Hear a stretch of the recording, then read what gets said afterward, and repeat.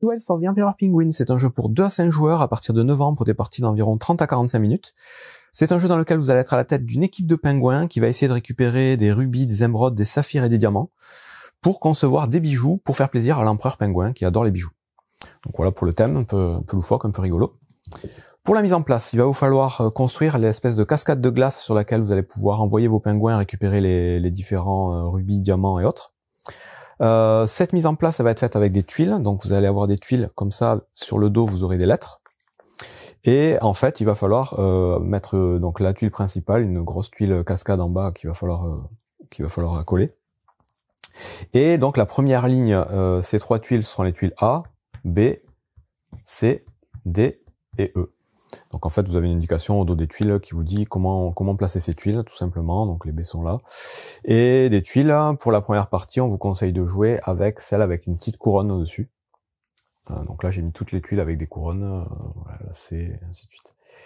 Donc vous placez ce plateau, pour les autres parties vous avez des tuiles supplémentaires pour varier les parties avec des pouvoirs différents, enfin des bonus différents sur chacune.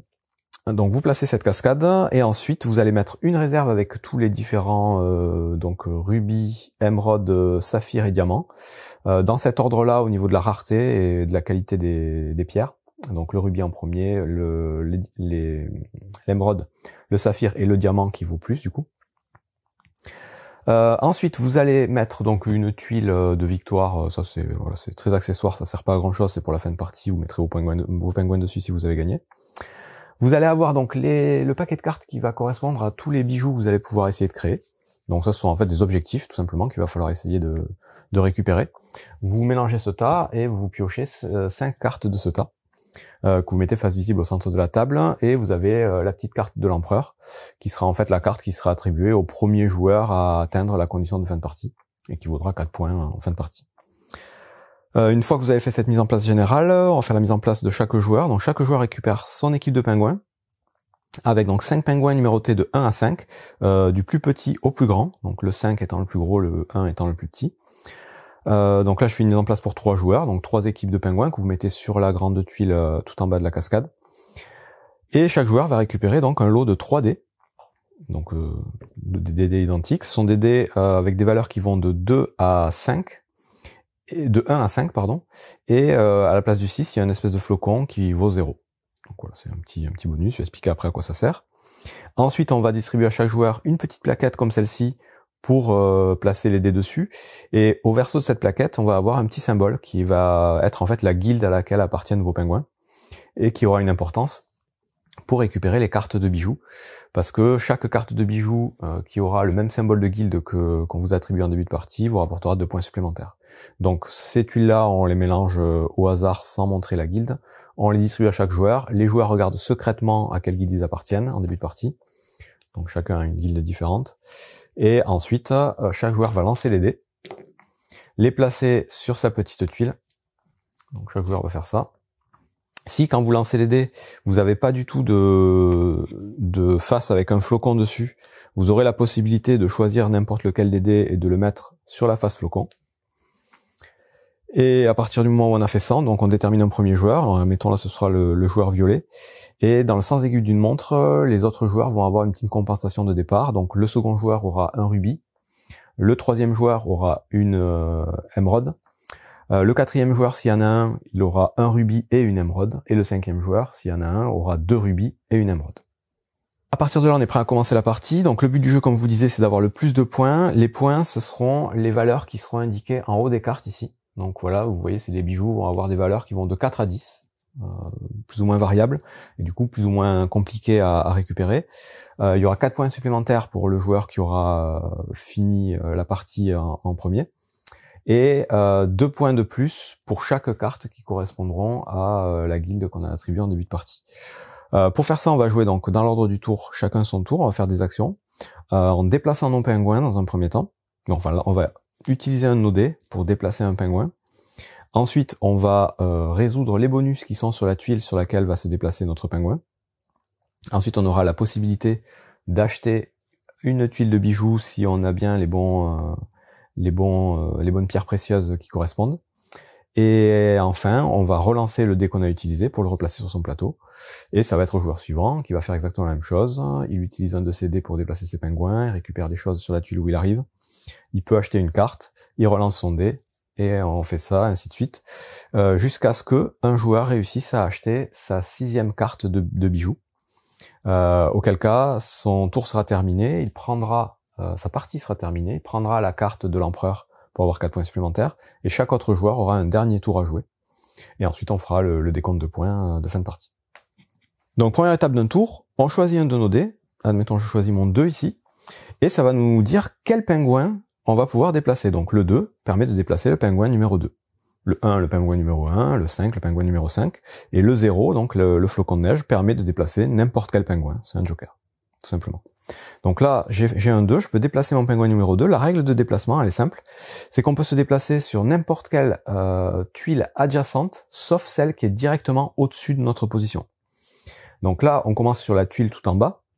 Donc on ne pourra pas aller sur ces 2 tuiles ici. Parce que vous voyez, vous avez un petit mur ici qui vous empêche d'y aller. Par contre, on peut se déplacer donc en diagonale sur une des 3 tuiles de la ligne A, tout simplement, avec nos pingouins. Donc on considère qu'on est tous sur la banquise. Donc là, je peux prendre mon pingouin 2, je pourrais le mettre soit ici, soit ici, soit ici. À partir du moment où j'arrive sur une tuile, mon déplacement est terminé, sauf si il y a d'autres pingouins à ma couleur sur cette tuile. Dans ce cas-là, on va pouvoir faire des espèces de ricochets, on va pouvoir pousser nos pingouins, les pingouins de notre équipe, vers des tuiles adjacentes, encore une fois, avec la même règle. On ne pourra jamais aller directement sur la tuile du haut, on sera obligé de passer en diagonale ou redescendre vers le bas. Et la règle pour pouvoir se pousser, c'est qu'il faut obligatoirement pousser des pingouins plus petits que ceux qu'on est en train de déplacer. Donc là, admettons, j'ai déplacé mon pingouin 2 ici, je vais faire mes actions, je vais expliquer après, pas de souci, ça revient à moi. Plus tard, si j'ai le pingouin numéro 3 par exemple, je vais pouvoir le déplacer, je vais pouvoir l'amener ici, et tout de suite, comme il est plus gros que le 2, je vais pouvoir déplacer mon pingouin numéro 2, et donc là j'aurai le choix, soit je l'amène ici, soit je l'amène ici, soit je le fais redescendre sur la tuile du bas, et là l'idéal c'est de redescendre par les petits toboggans pour gagner des bonus que je vais expliquer juste après. Donc là, mon 2, je pourrais, hop, l'envoyer ici. Et dans ce cas-là, quand on fait des ricochets, l'action qu'on va déclencher après, ce sera l'action du dernier pingouin qu'on a déplacé. Donc là, ce sera l'action du pingouin numéro 2. Même si j'ai joué mon pingouin numéro 3, c'est le dernier que j'ai déplacé. Et donc, réaction en chaîne, revient mon tour plus tard.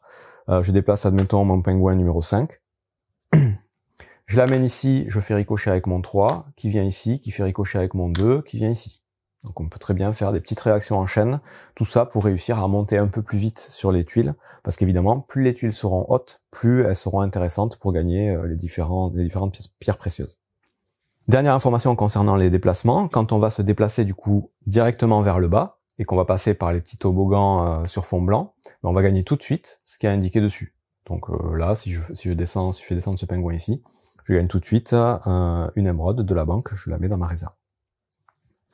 Et on peut faire des petites réactions en chaîne pour faire glisser plusieurs toboggans, plusieurs pingouins sur plusieurs toboggans.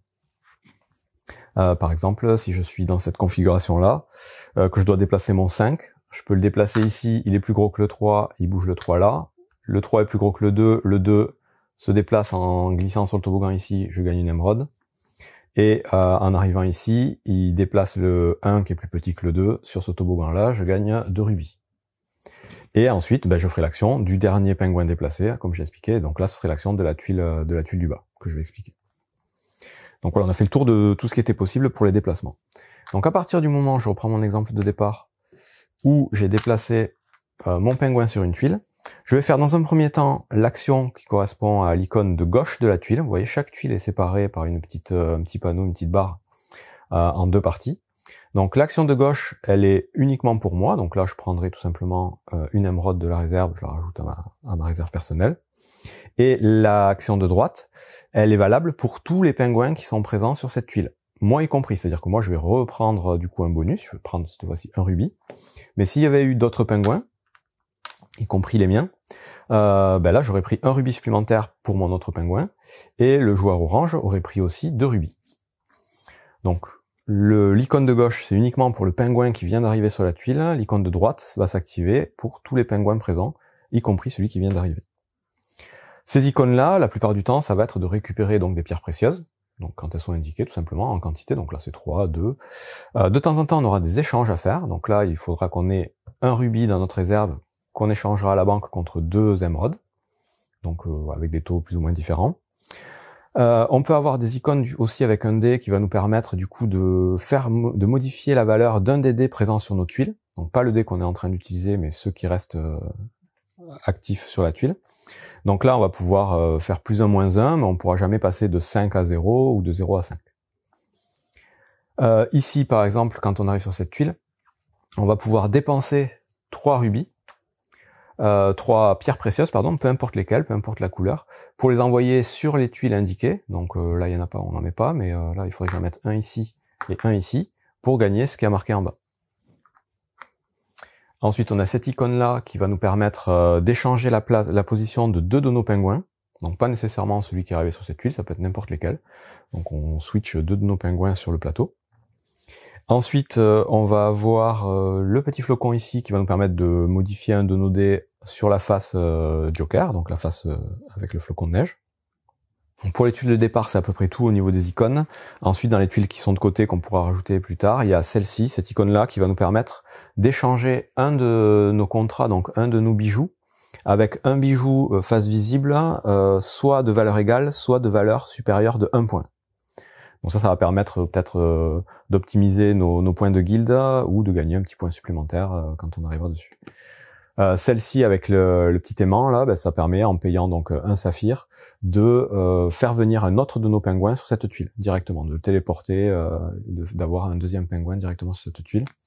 Et enfin il y a cette icône là avec le petit symbole de rejouer qui permet de rejouer tout de suite un deuxième tour en utilisant un deuxième dé de notre plateau. Donc voilà un peu les petites spécificités des différents bonus qu'on pourra gagner sur les tuiles. Elles sont toutes résumées sur une petite cartette de jeu que vous pourrez distribuer en début de partie. La dernière chose qu'on va trouver sur les tuiles, c'est la grosse tuile du bas, donc qui est une sorte de marché, le marché de la vallée. Quand on s'arrête sur cette tuile, donc pas au départ, il faudra toujours se déplacer, mais quand on redescendra sur cette tuile, on aura la possibilité de faire des échanges. On pourra faire 2 échanges parmi tous ceux qui sont proposés, donc ils sont rappelés au dos de la cartette de jeu, mais ils sont tous sur le plateau, donc c'est assez simple. Un rubis pour une émeraude pour 3 rubis, 2 émeraudes pour un saphir pour 3 émeraudes, vous avez compris. Donc vous pouvez faire 2 échanges par action. Donc vous vous êtes déplacé, vous avez activé la tuile, vous avez gagné plus ou moins de choses. Autre action à faire à votre tour, vous allez pouvoir acheter une carte disponible. Pour ça, il faut pouvoir dépenser tout simplement ce qui est indiqué en bas de la tuile. Donc là, vous voyez, celle-là vaut 10 points, mais il va falloir une pierre précieuse de chaque type pour pouvoir la récupérer. Donc vous payez de ce que vous avez, vous récupérez la carte. Vous pouvez récupérer qu'une carte par tour. Et ces cartes-là, vous les stockez face cachée devant vous. Et il faudra faire attention donc aux petits symboles qui sont en haut, qui correspondent du coup à votre symbole de guilde que vous avez au dos de votre tuile sur laquelle vous avez mis vos dés. Que vous ayez récupéré ou pas une carte de bijoux, donc c'est pas obligatoire à chaque tour. La dernière étape de votre tour, ça va être de relancer le dé que vous avez utilisé, ou les dés si vous avez eu l'action de rejouer. Vous relancez uniquement ce dé, et vous le replacez sur votre petite tuile. Et ensuite, c'est au joueur suivant de faire la même chose. Il va choisir un des dés sur sa tuile, activer son pingouin, faire des ricochets éventuellement, activer les tuiles, acheter une carte s'il veut, et relancer ses dés. Et on va tourner comme ça, je vous dis, jusqu'à ce que un joueur a acheté son 6e bijou, sa 6e carte. Dès qu'il a acheté sa 6e carte, il gagne la carte de l'empereur, et il a fini sa partie. Les autres joueurs, il leur reste un dernier tour à chacun, et ensuite on compte les points. Et donc pour le décompte final, c'est super simple, vous allez prendre toutes les cartes que vous avez récupérées, vous allez additionner les points qui sont indiqués en haut, ensuite vous allez regarder toutes les cartes qui correspondent à votre guilde, et vous allez gagner 2 points par carte correspondante. Et enfin, il y aura 4 points pour le joueur qui a eu sa 6e carte en premier, avec la carte de l'empereur. Le joueur qui a le plus de points est déclaré vainqueur. En cas d'égalité, on regarde le joueur qui a le plus de diamants. S'il y a encore égalité, le joueur qui a le plus de saphirs, donc dans l'ordre décroissant des valeurs. Ensuite, celui qui a le plus d'émeraudes et celui qui a le plus de rubis. Et c'est tout pour Jewels of the Emperor Penguin. Donc comme vous pouvez le voir, c'est un jeu assez familial, assez simple.